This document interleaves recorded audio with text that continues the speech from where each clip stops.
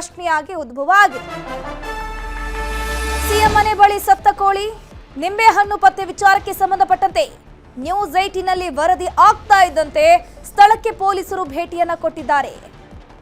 ಸತ್ತಿರುವಂತಹ ಕೋಳಿ ಮತ್ತು 3 ನಿಂಬೆಹಣ್ಣನ್ನ ಎತ್ತಿದ್ದಾರೆ ಪೊಲೀಸರು. ಸದಾಶಿವನಗರದಲ್ಲಿರುವಂತಹ ಎಸ್ ಬಂಗಾರಪ್ಪ ಆಟದ ಮೈದಾನದ ಮುಂದಿನ ರಸ್ತೆಯಲ್ಲಿ ಈ ಕೋಳಿಯ ಶವ ಪತ್ತೆಯಾಗಿದೆ. ಅದರ ಜೊತೆಗೆ ನಿಂಬೆಹಣ್ಣು ಕೂಡ ಇತ್ತು. ನ್ಯೂಸ್ 18 ಸುದ್ದಿ ಪ್ರಸಾರ ಮಾಡುತ್ತೆ. ಎಚ್ಚೆತ್ತಂತಹ ಪೊಲೀಸರು ಸ್ಪಾಟ್ಗೆ ಬಂದು ಆ ನಿಂಬೆಹಣ್ಣು ಆಸ್ ವೆಲ್ ಆಸ್ ಆ ಕೋಳಿಯ ದೇಹವನ್ನು ಕೂಡ ಎತ್ತಿದ್ದಾರೆ. ಬಟ್ ಅಲ್ಲಿ ಈಗ ಪ್ರಶ್ನೆ ಉದ್ಭವ ಆಗಿರುವಂಥದ್ದು, ಯಾರು ತಂದು ಹಾಕಿದ್ರು, ಯಾಕಾಗ ತಂದು ಹಾಕಿದ್ರು, ಏನು ಉದ್ದೇಶ ಇತ್ತು, ಅಥವಾ ಆಕಸ್ಮಿಕವಾಗಿ ಕೋಳಿಯನ್ನ ತೆಗೆದುಕೊಂಡು ಹೋಗುವಂತ ಸಂದರ್ಭದಲ್ಲಿ ಏನಾದ್ರಲ್ಲಿ ಬಿತ್ತ ಅನ್ನುವಂಥ ಪ್ರಶ್ನೆಗಳು ಉದ್ಭವ ಆಗಿದೆ. ಇದ್ರ ಬಗ್ಗೆ ಹೆಚ್ಚಿನ ಮಾಹಿತಿ ನೀಡ್ತಾ ಹೋಗ್ತಾರೆ ನಮ್ಮ ಪ್ರತಿನಿಧಿ ಕೃಷ್ಣ. ನೇರ ಸಂಪರ್ಕದಲ್ಲಿ ಜಾಯಿನ್ ಆಗಿದ್ದಾರೆ. ಕೃಷ್ಣ, ಒಂದ್ ಕಡೆ ಸಿಎಂ ಡಿ.ಕೆ. ಶಿವಕುಮಾರ್ ಅವರು ಸ್ವಕ್ಷೇತ್ರದ ಪ್ರವಾಸವನ್ನ ಕೈಗೊಂಡಿದ್ದಾರೆ. ಅಲ್ಲೊಂದು ಕಷ್ಟು ಕಾರ್ಯಕ್ರಮದಲ್ಲಿ ಭಾಗಿಯಾಗಿದ್ದಾರೆ. ಅವ್ರ ಮನೆ ಹಿಂಭಾಗದಲ್ಲೇ ಕೂಡು ರಸ್ತೆಯಲ್ಲಿ ಒಂದು ಕೋಳಿ ಆಸ್ ವೆಲ್ ಆಸ್ ನಿಂಬೆ ಹಣ್ಣುಗಳು ಪತ್ತೆಯಾಗಿದೆ. ಏನಾಗಿರೋದು ಎಕ್ಸಾಕ್ಟ್ಲಿ ಅಲ್ಲಿ ಅಂತ?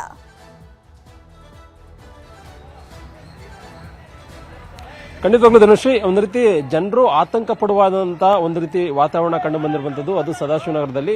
ಈಗಾಗಲೇ ಮುಖ್ಯಮಂತ್ರಿ ಡಿ.ಕೆ. ಶಿವಕುಮಾರ್ ಅವರು ಸ್ವಕ್ಷೇತ್ರದಲ್ಲಿ ಈಗಾಗಲೇ ಕೃತಜ್ಞತಾ ಸಮಾವೇಶವನ್ನು ಕೂಡ ಹಮ್ಮಿಕೊಂಡಿದ್ದಾರೆ. ಹಾಗಾಗಿ ಎಲ್ಲ ಕಡೆ ರ್ಯಾಲಿಯನ್ನು ಕೂಡ ಮಾಡ್ತಾ ಇದ್ದಾರೆ. ಮತ್ತೊಂದು ಕಡೆ ಅವರು ಇರತಕ್ಕಂಥ ಸದಾಶಿವನಗರ ಮನೆ ಏನಿದೆ ಅದರ ಹಿಂಭಾಗದ ರಸ್ತೆಯಲ್ಲಿ ಇರತಕ್ಕಂಥ ಸುಮಾರು ಒಂದು 500 ಮೀಟರ್ನಷ್ಟು ದೂರದಲ್ಲಿ ಈ ರೀತಿ ಅಂದ್ರೆ ಒಂದು ಕೋಳಿಯನ್ನ ಕುಯ್ದು ಅದನ್ನ ಬಿಸಾಕುವ ಒಂದು ಕೆಲಸವನ್ನು ಕೂಡ ಮಾಡಿರುವಂಥದ್ದು. ನಾವೀಗ ಅದೇ ಒಂದು ಜಾಗದಲ್ಲಿ ಇದ್ದೇವೆ ಧನುಶ್ರೀ. ಈಗಾಗಲೇ ನೀವು ಕಾಣಬಹುದಾಗಿದೆ ಎಸ್ ಬಂಗಾರಪ್ಪ ಆಟದ ಮೈದಾನದ ಗ್ರೌಂಡ್ ಇದು.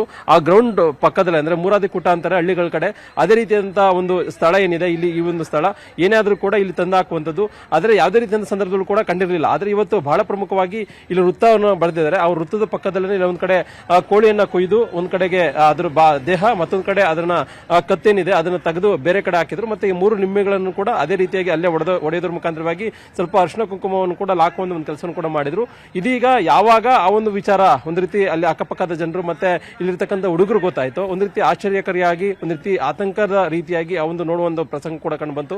ಯಾವಾಗ ಈ ಒಂದು ವಿಚಾರ ನ್ಯೂಸ್ 18 ಕನ್ನಡದ ಮುಖಾಂತರವಾಗಿ ಈ ಒಂದು ವಿಚಾರ ರಾಜ್ಯದಲ್ಲಿ ಎಲ್ಲಾ ಕಡೆ ವ್ಯಾಪಕವಾಗಿ ಪ್ರಸಾರವಾಯಿತು. ಅದಾದ ಬಳಿಕವಾಗಿ ಸ್ಥಳಕ್ಕೆ ಇಲ್ಲಿರ್ತಕ್ಕಂಥ ಪೊಲೀಸ್ ಅಧಿಕಾರಿಗಳು ಸಿವಿಲ್ ಡ್ರೆಸ್ ನಲ್ಲಿ ಬಂದು ಆ ಒಂದು ಕೋಳಿಯನ್ನ ಎಲ್ಲೋ ಒಂದ್ ಕಡೆ ಅದನ್ನ ತೆಗೆದುಕೊಂಡು ಒಂದು ಕೆಲಸವನ್ನ ಒಂದು ಸಿಬ್ಬಂದಿಯ ಮುಖಾಂತರವಾಗಿ ಈಗಾಗಲೇ ಮಾಡಿದ್ದಾರೆ. ಸದ್ಯಕ್ಕೆ ಅದನ್ನ ಇಲ್ಲಿ ಆ ಒಂದು ಕೋಳಿಯನ್ನ ತೆರವು ಒಂದು ಗೊಳಿಸುವ ಒಂದು ಕೆಲಸವನ್ನ ಪೊಲೀಸ್ ಅಧಿಕಾರಿಗಳು ಕೂಡ ಮಾಡಿದ್ದಾರೆ. ಅಂತ ಸಂದರ್ಭದಲ್ಲಿ ಈಗ ಯಾವುದೇ ರೀತಿಯಂತ ಇಲ್ಲಿ ಅಂದ್ರೆ ಭಯ ಪಡುವಂತ ಒಂದು ಸಂದರ್ಭ ಕಂಡು ಬರ್ತಾ ಇಲ್ಲ. ಆದ್ರೆ ಕೆಲವೊಂದು ಸಮಯ ಒಂದು ಹಿಂದೆ ಅಷ್ಟೇ ಜನರು ಬಂದ ಸಂದರ್ಭದಲ್ಲಿ ಕೋಳಿ ಮತ್ತೆ ತಲೆ ಅಕ್ಕಪಕ್ಕ ಕೂಡ ಇದ್ದ ಸಂದರ್ಭದಲ್ಲಿ ಅಲ್ಲಿ ವೃತ್ತಾಕಾರ ಬರೆದಿರೋ ಸಂದರ್ಭದಲ್ಲಿ ನಿಂಬೆಹಣ್ಣು ಕೂಡ ಕಂಡು ಬಂದಿರೋ ಸಂದರ್ಭದಲ್ಲಿ ಏನಾದ್ರೂ ಯಾರಿಗಾದ್ರೂ ಸಮಸ್ಯೆ ಮಾಡಬೇಕು ಅನ್ನೋ ಕಾರಣಕ್ಕೋಸ್ಕರವಾಗಿ ಅಲ್ಲಿ ಬಿಸಾಕಿದ್ರು ಅನ್ನೋ ಆಪಾದನೆಯನ್ನ ಇಲ್ಲಿ ಸ್ಥಳೀಯ ಮಟ್ಟದ ಜನರು ಮಾಡ್ತಾ ಇದ್ರು. ಈಗ ಸದ್ಯಕ್ಕೆ ಆ ರೀತಿಯಂತ ಸಮಸ್ಯೆ ಅಲ್ಲಿ ವಾತಾವರಣ ಕಂಡು ಬರ್ತಾ ಇಲ್ಲ. ಈಗ ಪೊಲೀಸರು ಸಿಬ್ಬಂದಿಗಳ ಮುಖಾಂತರವಾಗಿ ಅದನ್ನು ಎತ್ತಿಕೊಟ್ಟು ಕಳಿಸುವ ಒಂದು ಕೆಲಸವನ್ನು ಕೂಡ ಮಾಡಿದ್ದಾರೆ. ಈಗಾಗಲೇ ಈ ಒಂದು ವಿಚಾರ ಅಂದ್ರೆ ಇಲ್ಲಿ ಅಕ್ಕಪಕ್ಕದವ್ರು ಯಾರಾದ್ರೂ ತಂದು ಹಾಕಿದ್ರ, ಯಾರಿಗಾದ್ರೂ ಸಮಸ್ಯೆ ಮಾಡಬೇಕು ತಂದು ಹಾಕಿದ್ರ ಅನ್ನೋದು ಒಂದು ಪ್ರಶ್ನೆ. ಆದ್ರೆ ಮತ್ತೆ ಇಲ್ಲಿ ಯಾರು ಕೂಡ ಕೋಳಿ ಸಾಕುವಂತ ಒಂದು ಕೆಲಸವನ್ನು ಕೂಡ ಯಾರು ಕೂಡ ಮಾಡೋದಿಲ್ಲ. ಆದ್ರೆ ಇಲ್ಲಿ ಇರ್ತಕ್ಕಂಥದ್ದು ಸದಾಶಿವನಗರ ಅನ್ನುವಂಥದ್ದು ಶ್ರೀಮಂತರ ಏರಿಯಾ, ಎಲ್ಲರೂ ಕೂಡ ದೊಡ್ಡ ಮಟ್ಟದಲ್ಲಿ ಜೀವನ ಮಾಡುವಂತ ಒಂದು ಜಾಗ ಅಂತ ಹೇಳ್ಬಹುದು. ಇಂಥ ಜಾಗದಲ್ಲಿ ಇದನ್ನ ಕೋಳಿ ತಂದು ಹಾಕ್ತಾರೆ ಅಂತಂದ್ರೆ ಯಾರಿಗಾದ್ರೂ ಸಮಸ್ಯೆ ಅಂದ್ರೆ ಮುಖ್ಯಮಂತ್ರಿಗಳು ಈಗಾಗಲೇ ಇಲ್ಲೂ ಕೂಡ ವಾಸ ಮಾಡ್ತಾ ಇರತಕ್ಕಂಥ ಒಂದು ಸಂದರ್ಭದಲ್ಲಿ 500 ಮೀಟರ್ನಷ್ಟೇ ಇಲ್ಲಿ ಈ ರೀತಿಯಾದಂತಹ ಕೋಳಿಯನ್ನ ತಂದು ಬಿಸಾಕಿದ್ದಾರೆ ಅಂತಂದ್ರೆ ಸಹಜವಾಗಿನೇ ಸಾರ್ವಜನಿಕ ವಲಯದಲ್ಲಿ ಬೇರೆ ಬೇರೆ ರೀತಿಯ ಸಿಎಂ ಮನೆ ಹಿಂಭಾಗದಲ್ಲೇ ಹಿಂಗಾಯ್ತು ಅಂತಂದ್ರೆ ಪದಗ್ರಹಣ ಆದ್ಮೇಲೆ ಇದೆಲ್ಲ ಬೆಳವಣಿಗೆಗಳಾಗ್ತಾ ಇದೆ, ಕೋಳಿ ಕಾಣೋಕ್ ಸಿಗ್ತಾ ಇದೆ. ಅದ್ರ ಜೊತೆಗೆ ಸಿಎಂ ಕೂಡ ಅಷ್ಟೇ ದೇವರ ಆರಾಧಕರು. ಈ ಸಂದರ್ಭದಲ್ಲಿ ಈ ರೀತಿ ಆಗುವಂತ ಬೆಳವಣಿಗೆಗಳು ಪ್ರಶ್ನೆಯನ್ನು ಉದ್ಭವ ಮಾಡೇ ಮಾಡುತ್ತೆ. ಅದ್ರ ಜೊತೆಗೆ ಆಸುಪಾಸಿನಲ್ಲಿ ಅಕ್ಕಪಕ್ಕದವರಿಗೆ ಭಯ ಸೃಷ್ಟಿಸುವಂತ ವಾತಾವರಣ ಆಬ್ವಿಯಸ್ಲಿ ನಿರ್ಮಾಣ ಆಗುತ್ತೆ. ಬಿಕಾಸ್ ಈ ಹಿಂದೆ ಕೂಡ ಆಗಿಲ್ಲ, ಈ ಮುಂದೆ ಕೂಡ ಆಗುವುದಿಲ್ಲ ಅನ್ನುವಂತ ಒಂದು ನಂಬಿಕೆಯಲ್ಲಿ ಅವರು ಇದ್ರು. ಈಗ ಅದನ್ನ ತಂದು ಹಾಕಿದಂತಹ ಕಿಡಿಗೇಡಿಗಳ ಸರ್ಚಿಂಗ್ ಏನಾದರೂ ಆಗ್ತಿದ್ಯಾ, ಸಿಸಿಟಿವಿ ಪರಿಶೀಲನೆ ಆಗ್ತಿದ್ಯಾ, ಹೇಗೆ? ಖಂಡಿತವಾಗ್ಲೂ ಧನುಶ್ರೀ, ಈ ರೀತಿಯಂತ ಕಂಡು ಬಂದ ಸಂದರ್ಭದಲ್ಲಿ ಸಾಮಾನ್ಯವಾಗಿ ಜನರು ಎದುರ್ಕೋತಾರೆ. ಅದೇ ರೀತಿಯಂತ ಒಂದು ವಾತಾವರಣ ಕೂಡ ಬೆಳಗ್ಗೆಯಿಂದ ಕೂಡ ಕಂಡು ಬರ್ತಾ ಇತ್ತು. ಜನರು ನೋಡಿದ ಕೂಡಲೇ ಅದನ್ನ ಭಯಪಡುವಂತ ಒಂದು ಕೆಲಸವನ್ನು ಕೂಡ ಮಾಡ್ತಾ ಇದ್ರು. ಈಗ ಪೊಲೀಸ್ ಅಧಿಕಾರಿಗಳು ಸ್ಥಳಕ್ಕೆ ಬಂದು ಅದನ್ನ ಸಂಪರ್ಕದಲ್ಲಿ ನಮ್ಮ ಜೊತೆ ಮಾತನಾಡೋಕೆ ಕಾಳಿ ಆರಾಧಕೆ ಆಗಿರುವಂತಹ ಚಂದಾ ಪಾಂಡೆ ಅವರು ದೂರವಾಣಿ ಸಂಪರ್ಕದಲ್ಲಿ ಜಾಯಿನ್ ಆಗಿದ್ದಾರೆ. ಮೇಡಮ್ ನಮಸ್ತೆ. ನಮಸ್ತೆ ಮೇಡಮ್, ಸಿಎಂ ಡಿ.ಕೆ. ಶಿವಕುಮಾರ್ ಅವರ ನಿವಾಸದ ಹಿಂಭಾಗದ ರಸ್ತೆಯಲ್ಲಿ ಕೂಡು ಅಂದ್ರೆ 3 ರಸ್ತೆಗಳು ಜೋಡುವಂತಹ ಜಾಗದಲ್ಲಿ ಕೋಳಿ ಶವ ಆಸ್ ವೆಲ್ ಆಸ್ ಒಂದು 3 ನಿಂಬೆಹಣ್ಣು ಪತ್ತೆಯಾಗಿದೆ ಅಲ್ಲಿ. ಸೊ ಇದು ಏನನ್ನ ಸೂಚಿಸುತ್ತೆ ಇಲ್ಲಿ ಅಂತ? ಇಲ್ಲ, ಇಲ್ಲೇನಾಗುತ್ತೆ, ಯಾವುದೇ ಒಂದು ನಿಂಬೆಹಣ್ಣು, ಮೊಟ್ಟೆ, ಕೋಳಿ ಕೋಳಿ ಅರಿಶಿನ ಕುಂಕುಮ ಬಿದ್ದಾಗ ವಾಮಾಚಾರ ಅಂತ ಅನ್ಕೊಳ್ತೀವಲ್ವಾ. ಇಲ್ಲೇನಾಗತ್ತೆ, ವಾಮಾಚಾರ ಆಗಿರ್ಲೂಬಹುದು, ಆಗದಲೇ ಇರ್ಲೂಬಹುದು. ಯಾಕೆ ಅಂದ್ರೆ ಯಾವುದೇ ಒಂದು ದಿಢೀರ್ ಅಂತ ಒಂದು ನಾವು ನಿರ್ಧಾರವನ್ನ ತಗೊಳ್ಬಾರ್ದು. ಕೆಲವೊಮ್ಮೆ ಏನಾಗುತ್ತೆ, ಈಗಷ್ಟೇ ಅವರು ಮುಖ್ಯಮಂತ್ರಿಯ ಒಂದು ಪದಗ್ರಹಣ ಮಾಡಿ ಅಲಂಕಾರ ಮಾಡಿದಾರಲ್ವಾ ಪದವಿಯನ್ನ, ಅದಕ್ಕೆ ವಿಕೃತ ಮನಸ್ಸಿನವರು ಹೆದರಿಸ್ಲಿಕ್ಕೆ ಬೇಕಾದ್ರೂ ಹಾಕಿರಬಹುದು. ಅಂದ್ರೆ ಒಂದು ಗೊಂದಲ ಸೃಷ್ಟಿ ಮಾಡ್ಲಿಕ್ಕೆ, ಮನೋವ್ಯಾಕುಲತೆ ಸೃಷ್ಟಿ ಮಾಡ್ಲಿಕ್ಕೆ ಮಾಡಿರಬಹುದು. ಅಂದ್ರೆ ಎರಡನ್ನೂ ನಾವು ತಗೊಳ್ಬೇಕಾಗತ್ತೆ, ಕರೆಕ್ಟ್ ಆಗಿ ಅದನ್ನ ಪರಿಶೀಲನೆ ಮಾಡಿ ನಿರ್ಧಾರವನ್ನ ತಗೊಳ್ಬೇಕಾಗತ್ತೆ. ಈಗ ಸಾಮಾನ್ಯವಾಗಿ ಕೋಳಿ ಮತ್ತು ನಿಂಬೆಹಣ್ಣು ಇಂಥದ್ದೆಲ್ಲ ವಾಮಾಚಾರಕ್ಕೆ ಬಳಸ್ತಾರೆ. ದೃಷ್ಟಿ ತೆಗೆಯೋದು, ಮೂರ್ಧಾರಿಯಲ್ಲಿ ಹಾಕುವಂಥದ್ದು ದೃಷ್ಟಿ ತೆಗೆದು ಹಾಕ್ತಾರೆ, ಆದ್ರೆ ಕೋಳಿ ಹಾಕಲ್ಲ. ನಿಂಬೆಹಣ್ಣು ಮೊಟ್ಟೆಗಳನ್ನ ಹಾಕ್ತಾರೆ. ಆಯ್ತಾ. ಇನ್ನು 3 ದಾರಿ 4 ದಾರಿ ಅಂದ್ರೆ ಚೌರಾಹ ತಿರಾಹ ಅಂತೀವಿ. 3 ದಾರಿ ಮತ್ತು 4 ದಾರಿ ಸೇರುವ ಕಡೆ ಯಾವುದಾದ್ರೂ ಪ್ರಾಣಿಗಳ ಒಂದು ಶವ ಸಿಕ್ಕಿದಾಗ, ಅಂದ್ರೆ ಒಂದು ಕೋಳಿ ಅಥವಾ ಕುರಿ, ಅಥವಾ ಇವಾಗೆಲ್ಲ ಕುರಿ ಎಲ್ಲ ದೊಡ್ಡ ಪ್ರಾಣಿ ಹಾಕೋದಿಲ್ಲ, ಓಕೆನಾ. ಕೋಳಿ ಇಂಥದ್ದೆಲ್ಲ ವಾಮಾಚಾರಕ್ಕೆ ಬಳಸೋದುಂಟು. ಆದರೆ ಈ ಒಂದು ಪ್ರಸಂಗದಲ್ಲಿ ಅದೇನಾದ್ರೂ ನಿಜವಾಗ್ಲೂ ವಾಮಾಚಾರ ನಡೆದಿದ್ಯಾ ಅಥವಾ ವಿಕೃತ ಮನೋಭಾವದವ್ರು ತುಂಬಾ ಇದ್ದಾರೆ. ಅಂದ್ರೆ ಇಲ್ಲಿ ಏನಾಗತ್ತಪ್ಪ, ಇದೊಂದು ರಾಜಕೀಯ ಹಿನ್ನೆಲೆ ಇರುವಾಗ ವಿರೋಧ ಪಕ್ಷ ಅಥವಾ ಸ್ವಪಕ್ಷದವರೇ ಹೆದರಿಕೆ ತರಿಸ್ಲಿಕ್ಕೆ ಬೇಕಾದ್ರೂ ಹಾಕಿರಬಹುದು. ಯಾವುದು ನಾವು ದಿಢೀರಂತ ನಿರ್ಧಾರ ತಗೊಳ್ಲಿಕ್ ಆಗಲ್ಲ. ಇಲ್ಲಿ 3 ನಿಂಬೆಹಣ್ಣು ಅಂತ ಹೇಳ್ತಾ ಇದ್ದೀರಾ ಅಲ್ವಾ. ಈ 3 ನಿಂಬೆಹಣ್ಣು ಅಂದಾಗ ಸ್ವಲ್ಪ ಅನುಮಾನ ಬರುತ್ತೆ. ಒಂದೇ ನಿಂಬೆಹಣ್ಣು ಹಾಕಿದ್ರು ಅಂದ್ರೆ ಅದನ್ನ ನೆಗ್ಲೆಕ್ಟ್ ಆಗಿ ತಗೊಳ್ಬಹುದು, ಏನೋ ಬಿಡು ಅಂತ. ಇಲ್ಲಿ ಇವರು ಪದವಿ ತಗೊಂಡಿದ್ದೇ ಬಹಳ ಹರಸಾಹಸ ಅನ್ನೋ ತರದಲ್ಲಿ ನಾವೆಲ್ಲ ನೋಡಿದೀವಿ ಅಲ್ವಾಪ್ಪ.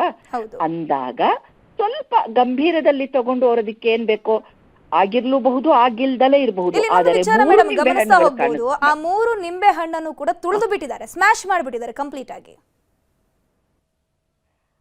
ಸ್ಮ್ಯಾಶ್ ಮಾಡಿದಾಗ ಡೆಫಿನೆಟ್ ಆಗಿ ವಾಮಾಚಾರ ಅಲ್ಲ.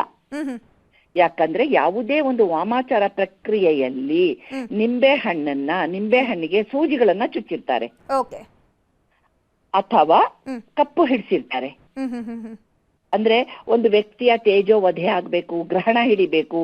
ಈಗ ನಾವು ಗ್ರಹಣ ಅಂದ್ರೆ, ಈ ಗ್ರಹಣ ಅನ್ನೋದು ಒಂದು ಇದ್ರಲ್ಲಿ 2 ಪದ ಬರುತ್ತೆ, 2 ಅರ್ಥ ಬರುತ್ತೆ. ಗ್ರಹಣ ಅನ್ನೋದು ಒಂದು ಸ್ವೀಕಾರ ಮಾಡುವಂಥದ್ದು, ಪದವಿಯನ್ನ ಅಲಂಕರಿಸೋದಕ್ಕೂ ಪದಗ್ರಹಣ ಅಂತೀವಿ, ಹಿಡಿಯೋದು ಅಂತ, ಓಕೆನಾ.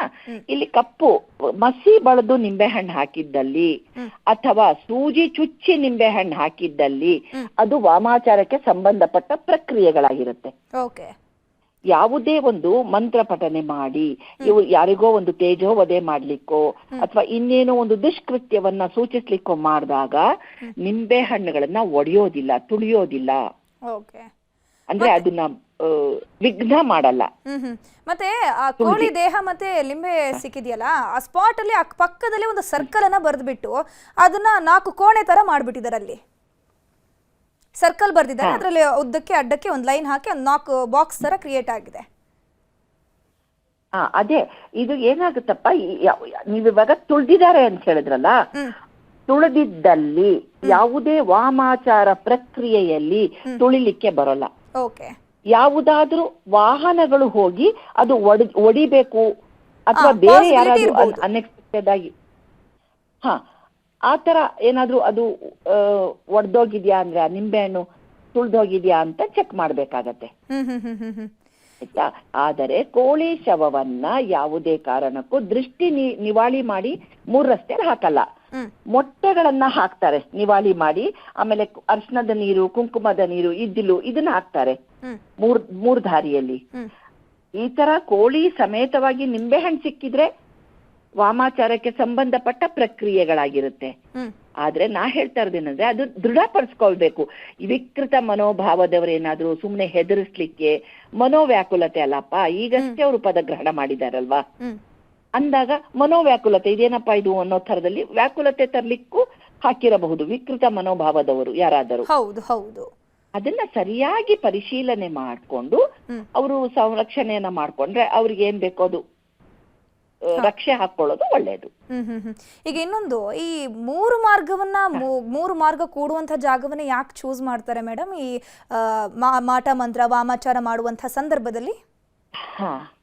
ಇಲ್ಲೇನಾಗತ್ತೆ, ತಿರಾಹಿ ಚೌರಾಹಿ ಅಂತ ತಗೊಳ್ತೀವಿ. ಅಂದ್ರೆ 4 ರಸ್ತೆ ಕೂಡೋ ಕಡೆ, 3 ರಸ್ತೆ ಕೂಡೋ ಕಡೆ ಅಲ್ಲಿ ಒಂದು ಶಕ್ತಿ, ಎನರ್ಜಿ ಇರುತ್ತೆ, ನೆಗೆಟಿವ್ ಎನರ್ಜಿ ಇರುತ್ತೆ ಅನ್ನೋದು ನಂಬಿಕೆ. ಹಾಗಾಗಿ ನೀವು ಸಾಮಾನ್ಯವಾಗಿ ನೋಡಬಹುದು, ನಾಯಿಗಳು, ಬೀದಿ ನಾಯಿಗಳು ಅಂತ ಜಂಕ್ಷನ್ ಅಲ್ಲೇ ಮಲಗ್ತವೆ, ಹೌದಲ್ವಾ? ಈ ಜಂಕ್ಷನ್ ಅಲ್ಲಿ ಮಲಗೋದ್ ಯಾಕೆ ಅಂದ್ರೆ, ನಾವೇನ್ ನಂಬ್ತೀವಿ ಅಂದ್ರೆ ಧಾರ್ಮಿಕ ಸ್ಪಿರಿಚುವಲ್ ಪಾತ್ ಅಲ್ಲಿ, ಆಧ್ಯಾತ್ಮಿಕತೆಯಲ್ಲಿ, ತಂತ್ರಶಾಸ್ತ್ರದಲ್ಲಿ ಆ ನಾಯಿ ಆಗಿರ್ಬೋದು ಅಥವಾ ಕತ್ತೆ, ಇದು 3 ದಾರಿ 4 ದಾರಿ ಕೂಡೋ ಕಡೆನೆ ಮಲಗತ್ತೆ. ಹೌದು. ಆ ಒಂದು ನೆಗೆಟಿವ್ ಎನರ್ಜಿನ ಒತ್ತಿ ಹಿಡಿಯತ್ತೆ ನಾಯಿ ಅಂತ ನಾವು ತಗೊಳ್ತೀವಿ. ಭೈರವ ಒತ್ತಿ ಹಿಡಿತಾನೆ ಅಂತ ತಗೊಳ್ತೀವಿ. ಆ ಒಂದು ತಿರಾಹಿ ಚೌರ 3 ದಾರಿ 4 ದಾರಿಯಲ್ಲಿ ಒಂದು ನೆಲಪಟ್ಟು ರಾವು ಅಂತ ಇರುತ್ತಮ್ಮ. ಆ ನೆಲಪಟ್ಟು ರಾವು ಏನ್ ಮಾಡುತ್ತೆ, ಅದು ಯಾರಿಗೋಸ್ಕರ ನಾವು ಆದೇಶ ಕೊಟ್ಟು ಅಲ್ಲಿ ಆ ಒಂದು ಪದಾರ್ಥಗಳನ್ನ ವಿಸರ್ಜನೆ ಮಾಡ್ತೀವಿ, ಹಾಕ್ತೀವಿ, ಅದು ಆ ವ್ಯಕ್ತಿಗೆ ನೇರವಾಗಿ ಆ ವ್ಯಕ್ತಿಯ ಮೇಲೆ, ವ್ಯಕ್ತಿಯ ಕುಟುಂಬದ ಮೇಲೆ, ವ್ಯಕ್ತಿಯ ಪದವಿಯ ಮೇಲೆ, ಅವರ ತೇಜೋ ಮೇಲೆ ವಧೆಯನ್ನ ಕೊಡುತ್ತೆ, ಆ ಒಂದು ನೆಗೆಟಿವ್ ಎನರ್ಜಿ. ಹಾಗಾಗಿ 3 ದಾರಿ 4 ದಾರಿ. ಆದ್ರೆ ಇಲ್ಲಿ ಇನ್ನೊಂದು ಗಮನಿಸ್ಬೇಕು, ಈಗ ಲೇಔಟ್ಗಳು ಮಾಡಿರ್ತಾರಲ್ವಾ, ಹೌದು, ಆ 3 ದಾರಿ 4 ದಾರಿ ಲೆಕ್ಕಕ್ಕೆ ಬರಲ್ಲ. ರಹದಾರಿ ಮತ್ತು ಹೆದ್ದಾರಿ ಇದು ಲೆಕ್ಕಕ್ಕೆ ಬರುತ್ತೆ. ಯಾವುದೇ ಲೇಔಟ್ಗಳಲ್ಲಿ 4 ದಾರಿ 3 ದಾರಿ ಸೇರೋದ್ ಕಡೆ ಕೆಲವರೆಲ್ಲ ದೃಷ್ಟಿ ನಿವಾರಿಸಿ ಹಾಕಿರ್ತಾರೆ, ಅದು ಖಂಡಿತ ಲೆಕ್ಕಕ್ಕೆ ಬರಲ್ಲ. ಹೆದ್ದಾರಿಗಳು, ರಹದಾರಿಗಳು, ಅದು ಯಾಕೆ ಅಂದ್ರೆ ಹೆದ್ದಾರಿಗಳಲ್ಲಿ, ರಹದಾರಿಗಳಲ್ಲಿ ದುರ್ಘಟನೆ ಆಗಿರುತ್ತಲ್ಲಪ್ಪ, ಸತ್ತಿರ್ತಾರಲ್ವಾ, ಹೌದು, ಆ ಆತ್ಮಗಳ ವಾಸ ಆ ಜಂಕ್ಷನ್ ಅಲ್ಲಿ ಇರುತ್ತೆ ಅಂತಲೂ ಕೂಡ ನಾವು ನಂಬ್ತೀವಿ. ಇದು ನಂಬಿಕೆಯ ಆಧಾರ, ಆಯ್ತಾ? ಆ ಒಂದು ಆತ್ಮಗಳ ನಿವಾಸ ಆ ಒಂದು ಸ್ಪಾಟ್ ಅಲ್ಲಿ, ತಿರುವುಗಳಲ್ಲಿ ಅಂತ ಹೇಳ್ತೀವಿ. ಅಂದ್ರೆ ಅಲ್ಲಿಂದ ನಾವು ಇನ್ನೊಂದ್ ಕಡೆಗೆ ತಿರುವು ತಗೊಳ್ತೀವಲ್ವಾಪ, ಹೌದು ಹೌದು ಹೌದು ಹೌದು. ತಿರುವಿನಲ್ಲಿ ಅದರದ್ದು ವಾಸ ಇರುತ್ತೆ ಅಂತ ನಂಬ್ತೀವಿ. ಆ ಒಂದು ನೆಗೆಟಿವ್ ಎನರ್ಜಿದು ವಾಸ ಇರುತ್ತೆ ಅಂತ ನಂಬ್ತೀವಿ. ನಾವು ಎಷ್ಟೋ ಕಡೆ ನೋಡ್ಬೋದು, ಹೈವೇಗಳಲ್ಲಿ ಹೋಗುವಾಗ ಬೋರ್ಡ್ ಹಾಕಿರ್ತೀವಿ, ನಿಧಾನವಾಗಿ ಚಲಿಸಿ, ಅಪಘಾತ ವಲಯ ಅಂತ ಹಾಕಿರ್ತಾರೆ, ನಾವು ನೋಡ್ತೀವಲ್ವಾ ಅದನ್ನ. ಇದೆಲ್ಲವೂ ಕೂಡ ಒಂದು ಎನರ್ಜಿ. ಇಡೀ ನಾವು ನಮ್ಮ ಜೀವನನೇ ಒಂದು ಎನರ್ಜಿ ಮೇಲೆ ನಿಂತಿರೋದು, ನಂಬಿಕೆ ಮೇಲೆ ನಿಂತಿರೋದು. ಭೂಮಿ ಕೂಡ ಒಂದು ನಂಬಿಕೆನೇ ಅಲ್ವಾ? ಭೂಮಿ ತೇಲ್ತಾ ಇದೆ ಅಂತ ಹೇಳ್ತೀವಿ, ನಾವ್ಯಾರು ನೋಡಿಲ್ಲ ಅದನ್ನ, ಕಣ್ಣಾರೆ ನಾವು ನೋಡಕ್ಕಾಗಲ್ಲ, ಅದೊಂದು ನಂಬಿಕೆ, ಅದು ಸಿದ್ಧಾಂತ. ಅದೇ ತರಹ ಈ 3 ದಾರಿ 4 ದಾರಿ ಅನ್ನೋದು ಏನ್ ಹೇಳುತ್ತೆ ಸಿದ್ಧಾಂತದಲ್ಲಿ ಅಂದ್ರೆ, ಅಲ್ಲಿ ಒಂದು ನಕಾರಾತ್ಮಕ ಶಕ್ತಿ ಇದೆ. ನಕಾರಾತ್ಮಕ, ಋಣಾತ್ಮಕ ಬೇರೆ, ನಕಾರಾತ್ಮಕ ಬೇರೆ.